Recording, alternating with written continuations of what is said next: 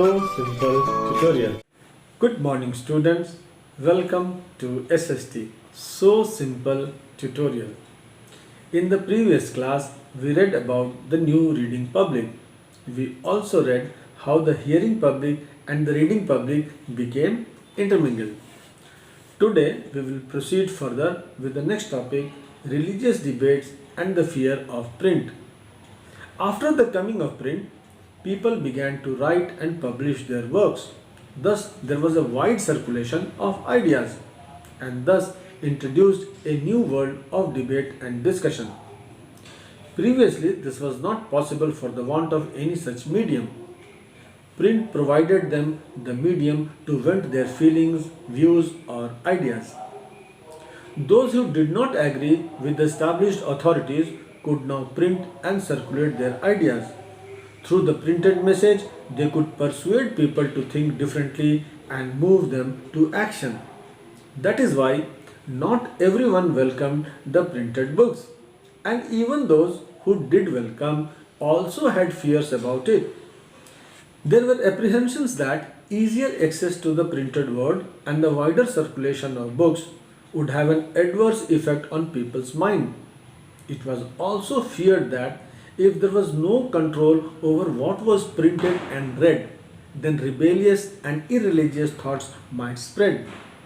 Some people thought that an easy availability of cheap, low quality books might also damage the prestige and status of valuable literature. So, students, the anxiety expressed by religious authorities and monarchs, as well as many writers and artists, became the basis of criticism of the new printed literature that had begun to circulate. Okay, let us see one case that happened in Germany. This is about Martin Luther, who is considered a religious reformer in the early 16th century. He was very grateful to print. He had expressed his view when he said, "Printing is the ultimate gift of God and the greatest one."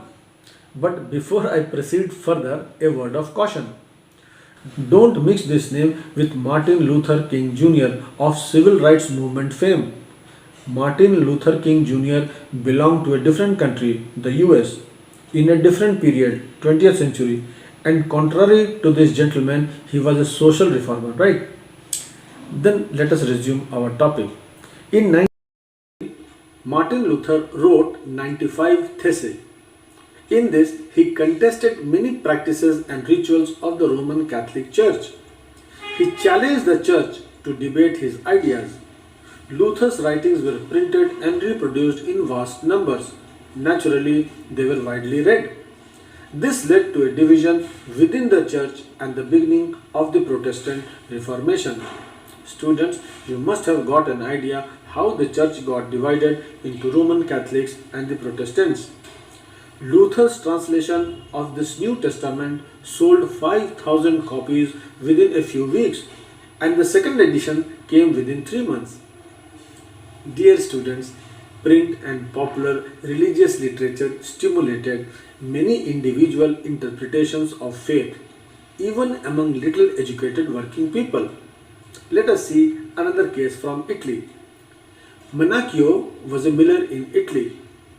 He began to read books that were available in his locality. Then he reinterpreted the message of the Bible and formulated his own view of God and creation. Naturally, the Roman Catholic Church got angry. Manacchio was arrested and ultimately executed. So the church was greatly disturbed by these developments. They could not allow any questioning on faith. And so, to check this growing tendency caused by printed literatures, the church began to maintain an index of prohibited books from 1558 onwards. That means they started maintaining a record of such books. Let me direct you to source A. You must read it after the class. You may find this paragraph in case-based questions now.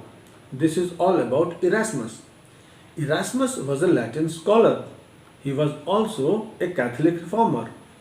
He criticized the excesses of Catholicism. He was basically not against the concept of a book, but he was against irresponsible books.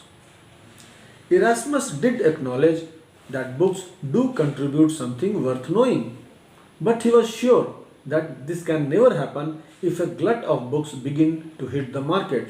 So he had 3 points to make. First, large number of published books are harmful to the scholarship. Second, he labels most of the published books as stupid, ignorant, slanderous, scandalous, raving, irreligious, and seditious. Third, in the glut, even the valuable standard books lose their shine. Okay, let me stop here. Time for probable questions now. 1. Who said printing is the ultimate gift of God and the greatest one? This is 1 mark question that was asked in 2020. 2. Why did the Roman Catholic Church impose control over publishers and booksellers?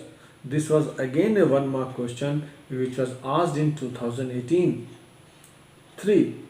Not everyone welcomed the printing books, and those who did also had fears about it.